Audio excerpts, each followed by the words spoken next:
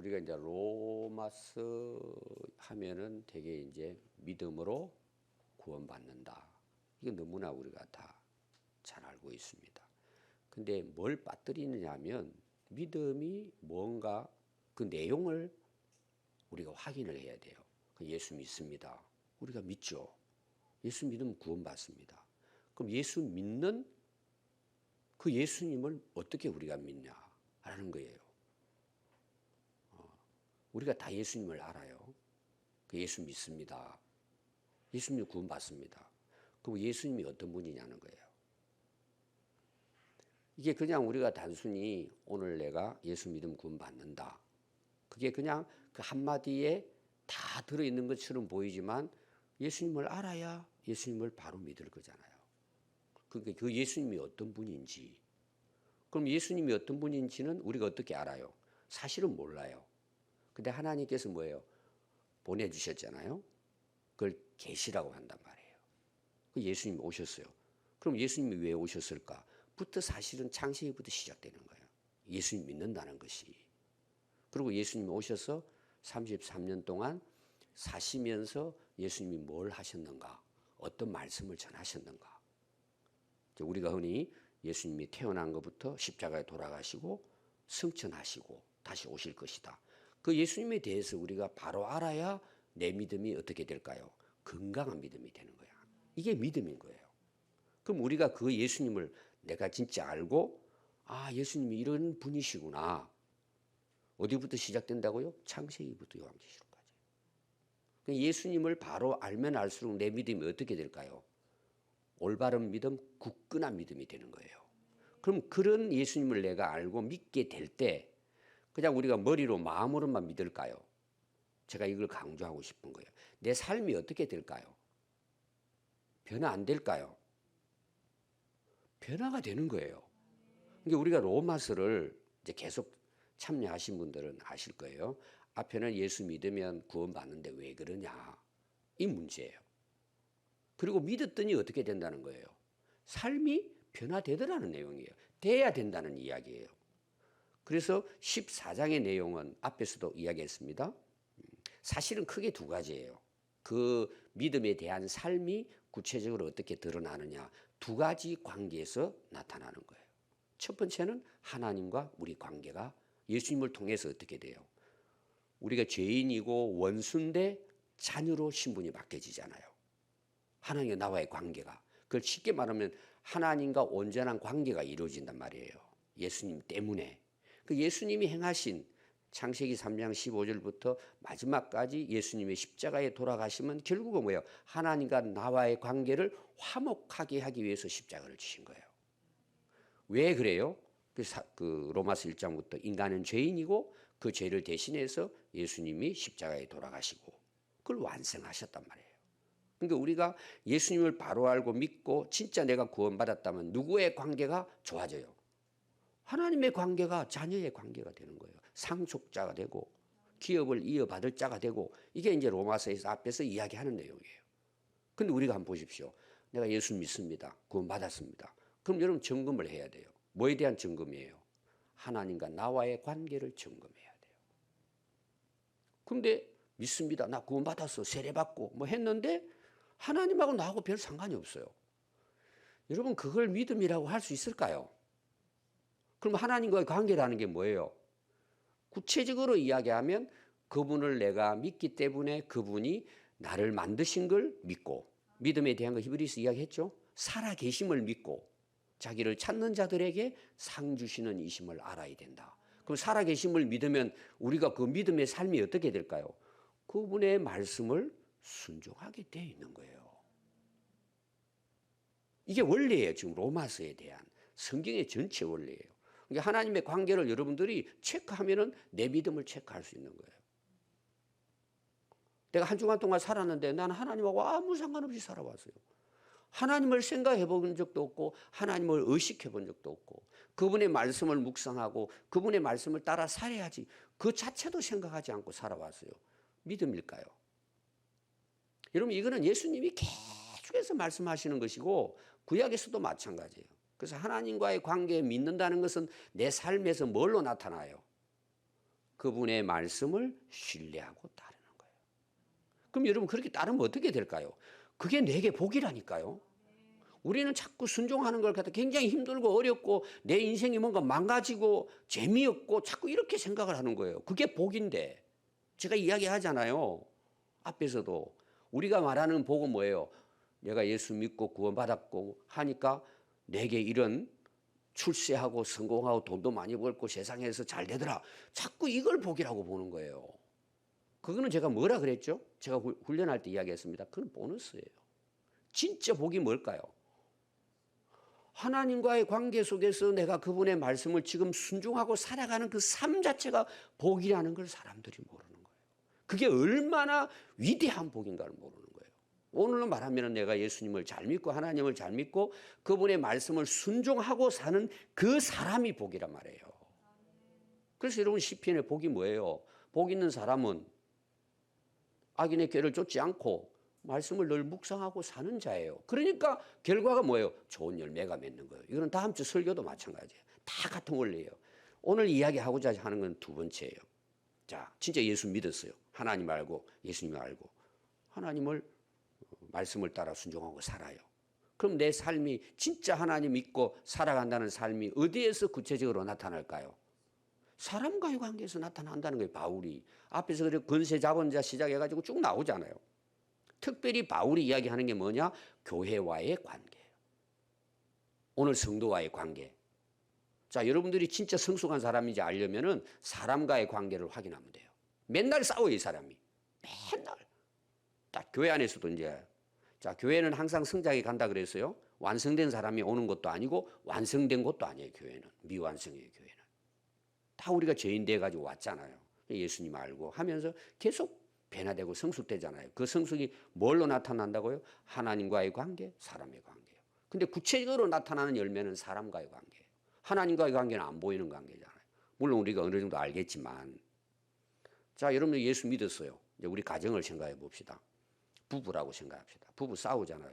여러분 싸우는 게 정상일까요? 비정상일까요? 정상이에요, 여러분. 근데 우리는 비정상으로 보는 거예요. 그래서 젊은이들이 기분 나쁘면은 그냥 여러분 정상이라는 말이 뭐냐? 우리가 그렇게 부족한 존재들이란 말이에요. 그렇게 해서 우리가 만들어 간단 말이에요. 저도 결혼해가 살아보니까요. 안 맞아요. 살아보면서 뭐예요? 이해가 되는 거야, 서로. 이 받아들이게 되는 거야. 그렇게 해서 이게 화목이 되는 거지. 처음부터 봤더니 사랑하니까 딱 맞아가지고 평생 행복하게 산다. 그거는 사실은 신비예요, 신비. 거의 없습니다. 불가능해요. 이 사람과의 관계는요, 맨날 복잡한 거예요. 아니, 가정에 부부도 그렇고 가족도 그렇는데 교회에 왔어요. 내 마음에 맞는 사람 있을까요? 저도 한 사람도 없어요, 여러분. 그럼 여러분은 제가 마음에 맞아요? 맞는 것도 있지만 안 맞는 것도 있단 말이에요, 사람은. 근데 그게 어떻게 이루어질까요? 교회가 교회의 역할을 할 수 있을까요? 내 믿음이 깊어지면 깊어질수록 뭐예요? 좋아진다는 거예요, 관계가. 오늘 내용이 그거예요. 오늘 결론이 이야기잖아요. 근데 제가 봤을 때는 그래요. 믿음 그럼 우리는 자꾸 생각 속에 내가 뭘 하는 거를 가지고 믿음이라 그래요. 실제로는 관계예요. 하나님과 나와의 관계, 사람과의 관계예요. 그게 진짜 성숙이에요. 여러분 다 아는 내용이죠. 여러분 그걸 체크해야 돼요. 그래서 만약에 부부가 교회를 나가고 열심히 신앙생활 하는데 맨날 싸운다. 물론 여러분 원인이 있겠죠. 사람마다 다 달라요. 그 자체는 문제가 있는 거예요. 여러분 다 경험하고 있잖아요. 근데 갈수록 좋아져요. 이 인간은 정말 사람 안 될 사람인데 갈수록 좋아지는 거예요, 이게. 왜 그럴까요? 하나님의 관계가 깊어지면 깊어지고 말씀이 내 안에 역사하면 할수록 뭐예요? 받아들이고 이해하고. 여러분 사랑이 뭔 줄 아세요? 여러분 사랑이 뭐예요? 우리가 고린도서 13장에 보면은 처음에 딱 나옵니다. 사랑이 뭔지. 여러분 사랑이 뭐예요? 예, 참는 게 사랑이에요. 사랑하니까 참는 거예요. 예수님 우리 사랑하니까 뭐예요? 참아주고 예수님 보내주시고 우리 믿도록 구원하게 하시는 거예요. 참아주시는 거예요. 못 참는다. 사랑 안 하는 거예요. 우리 관계도 똑같아요. 사람, 성도도 마찬가지예요. 그럼 어떻게 해야 될까? 오늘 내용이 이제 그 결론을 내립니다. 14장 앞에서 이제 여러분들이 공부하셨죠? 그래서 믿음에 대한 건데 19절을 봐요. 그러므로 우리가 뭔 일에 힘쓰자는 거예요. 예, 화평의 일과 덕을 세우는 거예요. 그러면 화평은 관계예요, 나 혼자예요? 전부 관계예요. 여러분 십계명이 뭐예요? 하나님과 관계? 사람의 관계예요. 사랑하는 자는 뭘 완성해요? 율법의 완성이에요. 율법이 필요 없는 거예요, 사실은. 우리가 교통법규를 하나도 안 어기면 교통법규를 만들 필요가 있어요, 없어요? 필요가 없어요. 그거 해봐야 아무 소용없어. 머리만 쓰지. 다 잘 지키는데. 남의 그 도둑질 하지 않아요. 그 법으로 만들 필요가 없어요. 있으나 많아요, 그거는. 근데 왜 만들어요? 도둑질 하니까 만드는 거예요, 계속해서. 교통법규를 어기니까, 학교 앞에 문제가 생기니까 30km를 가라는 게 나오는 거예요. 그러니까 이게 오늘날 살아가면서 우리가 정말 화평하는 일, 화목이잖아요. 사람과의 관계. 덕이라는 게 뭐예요? 다른 사람에게 착한 일 하는 거예요. 쉽게 말하면. 다른 사람의 유익을 위해서 섬기는 걸 이야기하는 거예요. 그 뭐에 힘쓰라는 거예요? 여기 힘쓰라는 거예요. 이거는 지금 문제는 뭐냐? 교회 안에서의 이 화목을 이야기합니다. 그럼 좋은 교회가 어떤 교회예요? 서로 화목하고 서로 섬기고 서로 사랑하고 서로 대접하고 서로 섬기고 덕을 끼치는 거예요. 좋은 교회예요, 그분이. 그걸 한마디로 말하면 뭐예요? 나는 예수님 잘 믿는다. 그걸 보여주는 거예요. 근데 교회 가면은 여러분 그런 거 있잖아요. 뭐 여전도를 한다든지 세일 모임을 한다든지 꼭 거기 이상한 사람들 있잖아요. 괜히 트집 잡아가지고 안 해도 될 일을 꼭 꼬여가지고 그걸 갖다가 사람들을 갖다가 그냥 힘들게 만드는 사람 있잖아요. 말 한마디 가지고 이렇게 가정에서도 있고 여러분들 또 명절 만나면은 또 친척 중에도 꼭 그런 사람들이 있잖아요. 또 우리 사회 가운데도 이런 사람 많습니다. 꼭 깨트려 다니면서. 여러분 영적으로 보면 거기 문제가 있습니다. 왜 그럴까요? 그 사탄의 역사예요, 여러분. 죽이고 멸망시키잖아요. 그 여러분들도 여러분들이 확인해야 돼요. 어디 가가지고 좋은 분위기인데 괜히 싫은 거야, 그게. 그러고는 꼭 꼬투리 잡아가지고 사람들을 힘들게 하는 사람들이 있어요. 여러분 교회 안에도 그런 일이 있어요. 그래서 오늘 여러분 기억하십시오. 제가 큰 대목을 이야기했습니다. 왜? 그게 바탕이 돼 있기 때문에 여러분 화목케 하는 일에 힘쓰세요. 화평하게 하는 일. 여러분 마태복음 5장 9절에는 뭐라고 나온 줄 아세요? 복에 대해서 나와요. 사람들은 자꾸 복 그러면 돈 많이 버는 것만 자꾸 생각해요. 그게 복이 아닌데 화평케 하는 자는 복이 있나니 하나님의 아들이래요. 일컬음을 받는다는 거예요.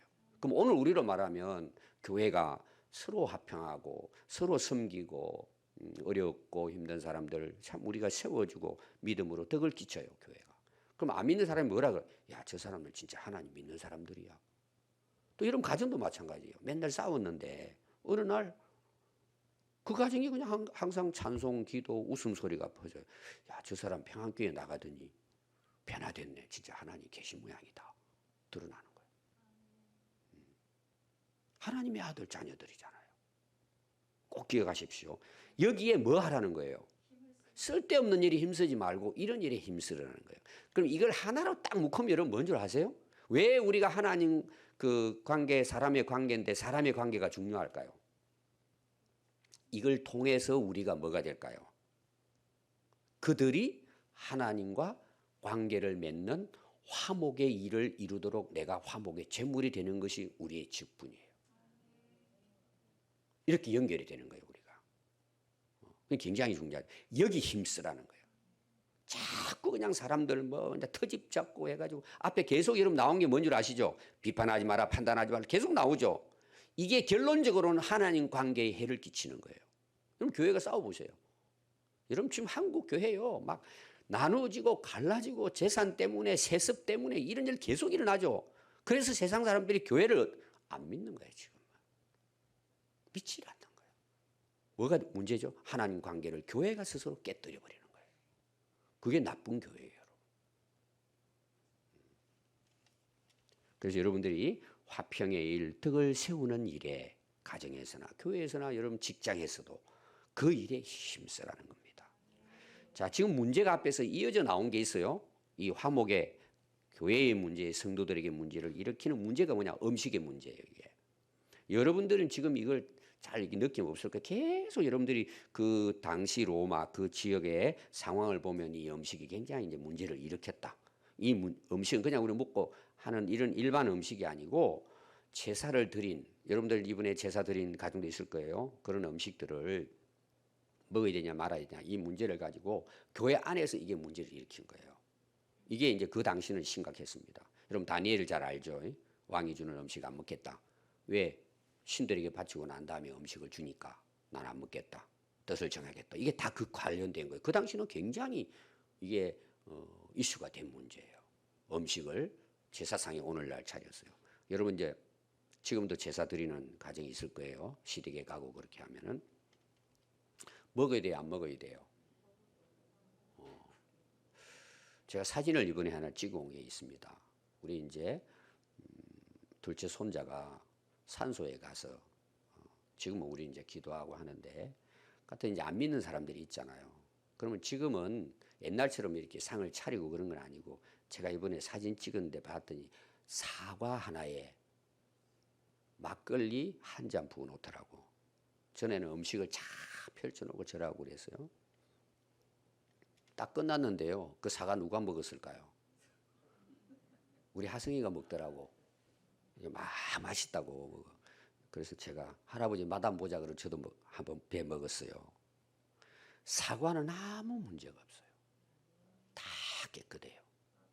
만물은 하나님이 지으신 거예요. 제사상 갖다 놨다고 귀신 들어가는 게 아니에요. 근데 만약에 제가 그걸 한번 배 먹었잖아요. 근데 그 우리 친척 중에 보는 사람이 이제 새신자야.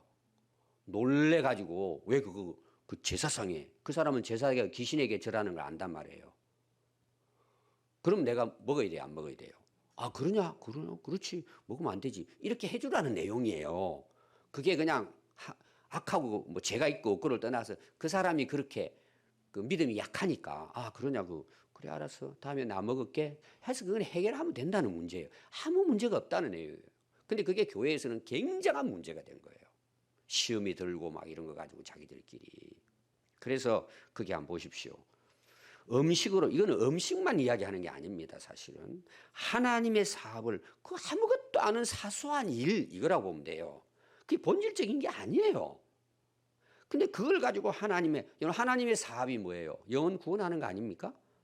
한 영혼 살리는 거잖아요. 이걸 무너지게 하지 말아라. 만물은 다 깨끗하되 끓이기물로 먹는 사람은 그건 그에게 악한 것이 된다. 이건 여러분들은 믿음이 있으니까 괜찮지만 그 자기 혼자 또 이제 우리나라 그 문화가 있잖아요. 제사의 문화라든지 음식에 대한 문화를 거기에 대한 안 좋은 생각을 갖고 있는데 교회에 오니 교회는 자유로운 거예요. 예를 들면은 뭐든지 먹는데 무슨 상관이에요, 그게. 내 몸에 해롭지만 않다면은 그건 좋은 거죠. 우리가 독을 마시면 안 되잖아요. 근데 그걸 문제로 하고 아파하는 사람이 있다. 옛날에는 이런 사람 많았습니다. 제사 드리는 문제를 놓고. 그때는요, 이런 설교하기도 어려웠어요. 아니, 목사가 어떻게 그 산소에 사과를 올렸는데 손자 먹는다고 자기도 배 먹어?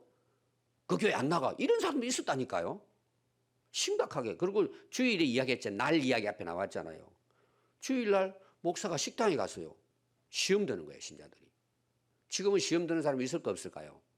지금은 거의 이제 말씀에 대한 그게 돼 있기 때문에 크게 그렇다고 해가지고 막 그냥 뭐 이렇게 돌아다니라 그런 의미는 아니죠. 구별을 해서 해야 되지만 그게 죄가 아니라는 걸 여러분들이 알아야 된다 이 말이에요. 그걸 가지고 꼬투리 잡아가지고 교회가 문제가 일으킨다면 아니 여러분 하나님의 역사를 방해하는 꼴이 된다 그거죠.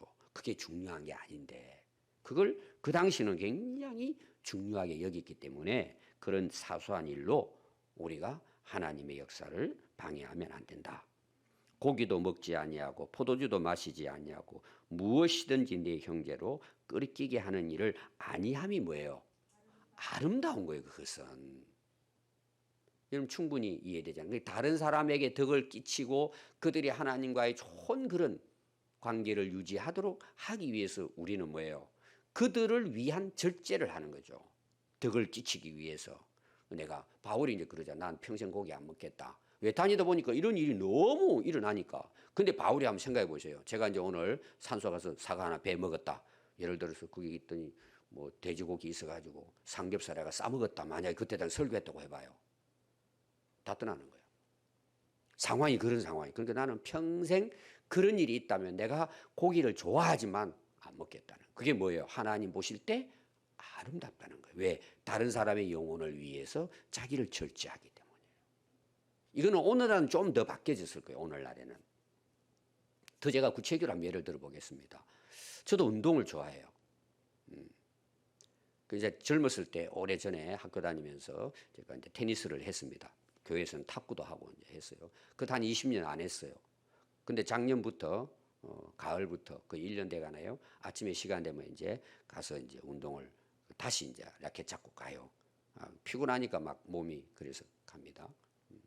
근데 지금 우리나라 문화는 뭐 옛날에는 테니스 그런 뭐 굉장한 고급 문화인데 지금은 그거 뭐 하지도 않아요. 힘드니까. 지금 이제 골프가 이제 이렇게 유행이 됐습니다. 그 경기도 이쪽 서울에 있는 목사님들이 골프 치는 분들이 있으시더라고요. 근데 이제 예를 들어서 제가 군산에 골프장이 있잖아요. 군산 골프장. 제가 운동을 좋아하니까 만약에 주일날 설교 딱 끝나고 골프는 약간 마약성이 있다 그래요. 저 뭐 골프는 쳐본 적이 없는데. 주일 예배 딱 마치고 골프 채 딱 들고 골프 치러 간다고 생각해 보세요. 여러분 어떨 것 같아요? 시험 드는 사람 꽤 많을 거예요. 골프는 잘못되지 않아요. 근데 지금 우리나라 문화는 상당히 그래도 고급스럽고 어떤 경우는 돈도 많이 투자해야 될 이런 부분들이에요. 저는 평생 골프 안 치기로 마음먹은 사람이에요. 그게 나빠서가 아니고 지금 성도들이 봐서 지금 먹고 살기도 어려운 판에 그것도 주일 예배 다 마치고 친구들 만나가지고 여기서 강원도로 골프 치러 갔다. 그럼 여러분들 어떨 것 같아요? 아무렇지 않다 이런 사람도 있을 거예요. 그러나 그게 지금 문화로서는 아직 아니란 말이에요, 이게. 그럼 난 평생 안 한다는 거예요. 이게 지금 바울의 이야기예요. 여러분 충분히 이해되죠? 여러분들 그렇게 살아라는 거예요. 그게 아름답다는 거예요. 하나님 보실 때 그게 덕을 끼친다는 내용이에요. 그들을 위해서. 이것만이 아니면 한 예를 제가 든 거예요, 구체적으로. 그래서 내게 있는 믿음을 하나님 앞에 스스로 가지고 있어라. 네 믿음대로 살면 되는데 그 아름다운 거예요. 자유로울 수 있어요. 그러나 자기가 옳다 하는 바로 자기를 정죄하지 않은 자. 이거 뭐냐? 자유함을 이야기해야 돼요. 우리가 하는데 예를 들어서 내가 하나님께 자유롭게 예를 들면 이제 사과를 먹었어요. 나 아무렇지 않아. 이건 괜찮은 거예요. 믿음으로 그거는. 아무런 끓임이 없단 말이에요. 우리 하성이가 끓임으로 먹었겠습니까? 사과니까 먹은 거예요. 그게 옳은 거예요. 그런 이야기예요, 이거는. 근데 내가 끓이겨. 아이고, 이거 이러면 안 되는데. 그러면서 먹는 거야. 그건 죄가 된다는 이야기예요. 예를 들면 양심에 가책이 되고 하는 것은 하지 말라는 내용이에요. 그래서 23절 한번 보십시오. 의심하고 먹는 자는 정죄가 되나니. 그러니까 자기 스스로에게 이미 죄가 된다는 내용이에요. 그게 죄가 되고 안 되고 이게 중요한 게 아니고 끓이키고 의심하는데 먹고 싶어가 먹었다. 그건 자기에게 다시 말하면 마이너스가 된다는 내용이에요. 그래서 이는 믿음을 따라 하지 아니하였기 때문이라. 그래서 믿음을 따라 하지 아니하는 것은 다 죄니라 그랬어요.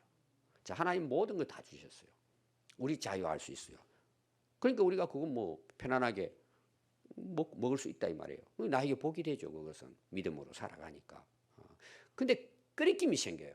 여러분들이 아마 살아가면서 우리 성도들이 그런 경우 많을 거예요. 그게 이제 죄냐 죄 아니냐를 떠나서 어떤 일을 하려고 했을 때 괜히 내 양심에 이게 끓임이 와요. 그럼 하지 말라는 거예요. 그거는. 그게 내게 안 좋다는 이야기예요. 여러분 이해가 되시죠? 신앙생활 하면서도 마찬가지예요. 예를 들면 우리가 오늘 주일이에요. 근데 이제 무슨 일이 있어 집안에 일이 친구를 만나야 돼요. 근데 아무렇지 않게 뭐 갈 수도 있고 그리고 어떤 경우는 뭐 아무렇지 않게 그걸 거부하고 예배 드려 올 수도 있어요. 믿음으로. 그런데 거기가 가고 싶은 거야. 예를 들면 가고 싶어. 딱 가려고 생각하니까 뭔 생각이 들까요? 양심에 끓임이 생기는 거야. 그럼 여러분 어떻게 해야 돼요? 가지 말라는 거예요. 쉽게 표현하면 가지 말라는 거예요. 어떤 일을 할 때도 마찬가지. 끓임이 생길 때 내 양심에. 그게 뭐 성경이 옳고 안 옳고를 떠나가지고 바울은 그 도움이 안 된다는 내용이에요. 근데 우리는 어떻게 하죠? 그냥 해버리는 거예요. 왜? 내가 좋으니까. 그게 죄가 된다는 내용이에요. 우리가 보고만이 자유할 수 있어요. 근데 그게 내게 양심의 끄리낌이 돼요. 하지 말라는 거예요. 그건 도움이 안 된다는 거예요. 결론적으로. 그래서 오늘 내용은 뭐냐? 하나님과의 관계는 어디에서 나타난다? 사랑과의 관계에서. 그 관계를 통해서 사실은 하나님께 영광을 돌리는 거예요. 그렇게 하는 그 삶 자체가. 그게 뭐예요? 믿음이 성숙한 거예요. 그래서 오늘 여러분들이 신앙생활 하시면서 하나님과 나와 사람과의 관계. 이게 십계명이에요.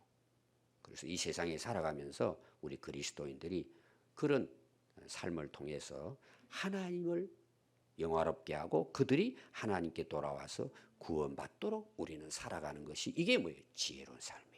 아름답고 선한 삶이라는 걸 꼭 기억하시기를 바랍니다. 기도하겠습니다.